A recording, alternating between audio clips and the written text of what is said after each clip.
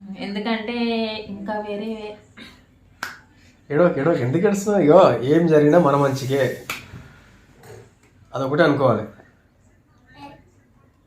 అదేనా ఏడుస్తుంది Maisamma. Hi friends, welcome back to Maisamma family blogs. అందరు బాగురా? మేమైతే చాలా చాలా బాగున్నాం. మీరు కూడా బాగుండాలని మనస్ఫూర్తిగా కోరుకుంటున్నా. అందరికీ గుడ్ మార్నింగ్. ఈరోజు లాగ్ ఏంటంటే నేను డ్యూటీకి వెళ్ళలేదు, ఎందుకంటే రానకు ఫీవర్ వచ్చింది, అందుకే డ్యూటీకి వెళ్ళలేదు. రెడీ అయినాక ఫుల్ ఏడ్చిండు, మమ్మీ ఒక్కరోజు ఇంటికాడ ఉండు మమ్మీ అనేసి ఏడ్చిండు.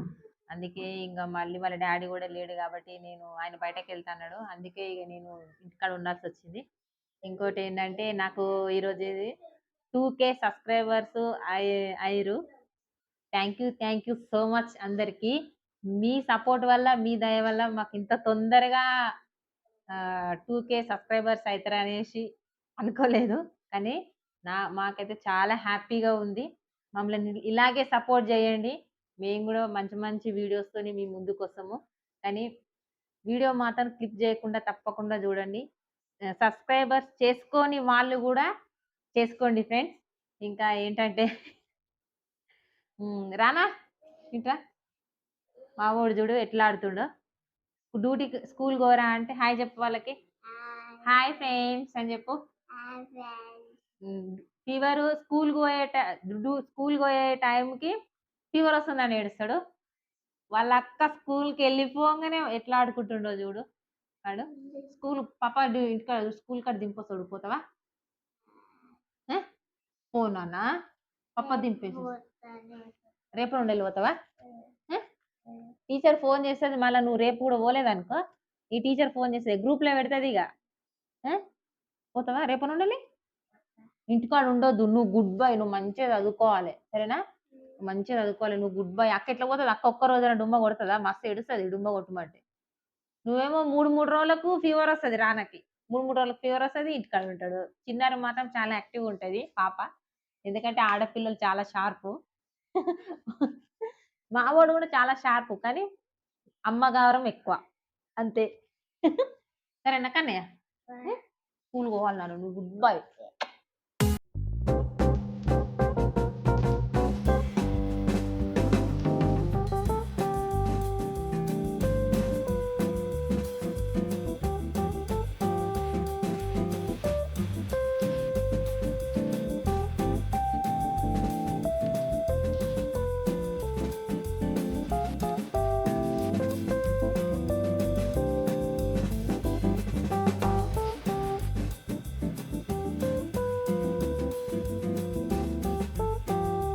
డ్యూటీ అయితే అయిపోయింది, ఇప్పుడే ఇంటికి వచ్చిన.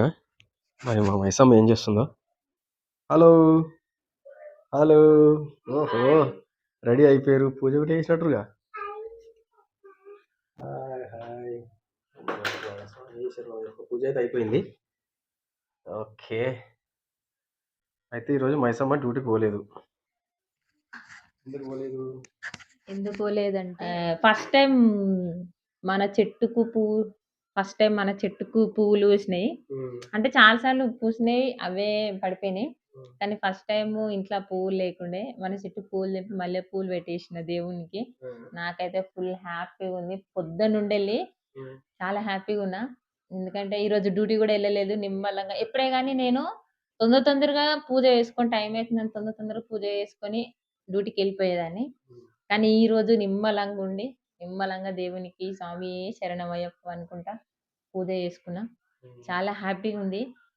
హ్యాపీగా ఉన్న ఎంత అంటే ఒక 10-15 మినిట్స్ ఉన్నానో ఏమో, ఒక బ్యాడ్ న్యూస్ నాకు వచ్చేసింది.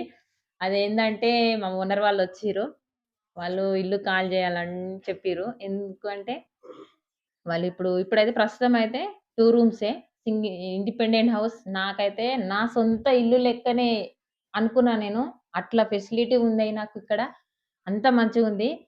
ఫస్ట్ రావడమే మేము తుర్కపల్లికి ఇదే ఇంట్లోకి వచ్చినాము, 2 ఇయర్స్ అవుతుంది. నాకైతే ఫుల్ హ్యాపీగా ఉండే, ఇన్ని రోజులు మేము అనుకున్నట్టుగా అంత బాగానే ఉంది. కానీ మాకు ఆ ఇంటికి వెళ్ళండి, మీకు చాలా మంచిగా ఉంటది అని చెప్పిన వాళ్ళకు ధన్యవాదములు. ఎందుకంటే వాళ్ళ మాట మీదుగా మేము ఈ ఇంట్లోకి వచ్చినాము. కానీ నాకైతే హ్యాపీగా ఉంది. అది నీకు కూడా తెలుసు ఆ లెవెల్‌లో. ఇంకోటేందంటే హ్మ్. కానీ కొంచెం బాధ అనిపిస్తుంది. ఎందుకంటే ఈ ఇల్లు సొంతం నా ఇల్లు లెక్కనే ఉండే నాకు. ఏదే ఏదైనా ఓనర్ వాళ్ళు లేరు. మళ్ళా అదొకటి.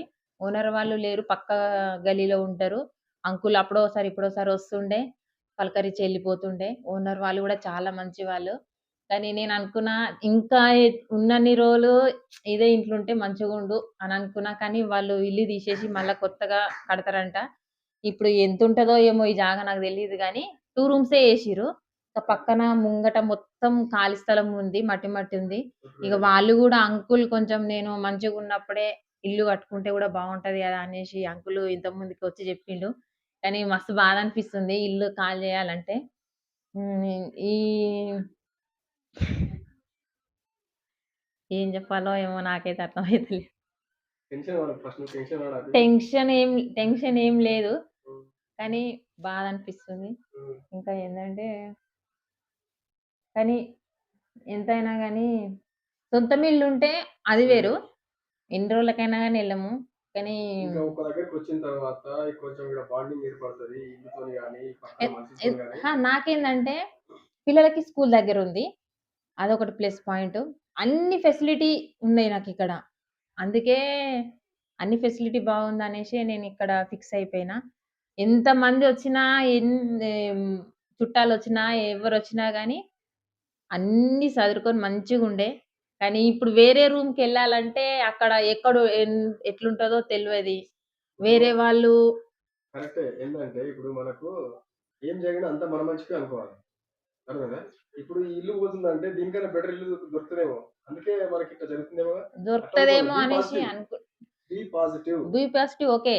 ఏందంటే ఇప్పుడు ఇండిపెండెంట్ హౌస్ దొరకడం అంటే చాలా కష్టం తుర్కపల్లిలా. అది దొరకది.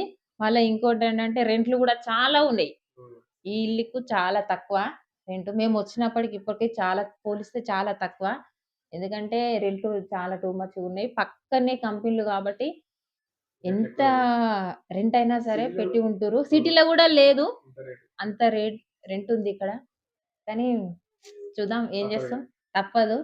ఆ ఇల్లు ఎక్కడుంటదో ఏందో అసలు ఏ రూమ్‌లోకెళ్తామో మా పక్కన వాళ్ళు మాకు కంఫర్ట్‌గా ఉంటారో, మేము వాళ్ళకి కంఫర్ట్‌గా ఉంటామో తెలీదు.